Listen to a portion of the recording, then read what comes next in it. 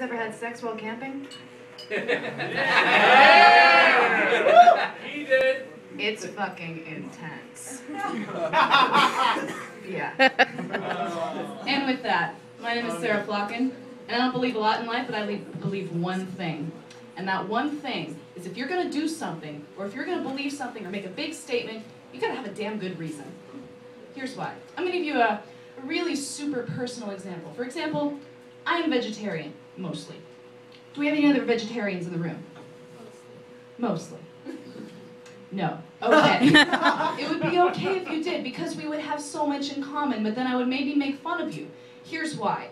I am a vegetarian who, well, I'm an unusual vegetarian because most other vegetarians annoy the piss out of me. And here's why. They have these really cutesy, trite, bad reasons for being a vegetarian. You know, like, I'm going green, or my least favorite, I don't eat anything that has a face. Now that is completely illogical on several levels, and I will tell you why in another set of mine where I have more than 3 minutes, but onwards.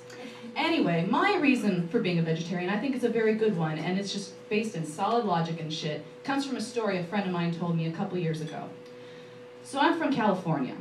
A lot of desert when you get into the inland bits that nobody talks about. My friend is driving back late one night. It's 3 a.m. She's getting hungry. There's nothing open. All of a sudden, on the horizon, a Taco Bell. Now, I lived in the UK for a while, and I had to explain Taco Bell to the Britishers as a fast food chain whose business principles are beef tacos and desperation.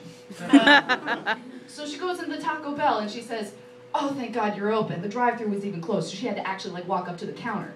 So she goes to the girl at the counter and says, "Okay, can I get a beef taco?" And the girl at the counter goes, "I'm sorry, we can't do that tonight." And the girl goes, "Why? That's like what you're known for." And the girl at the counter says, "We can't because our meat hose is broken."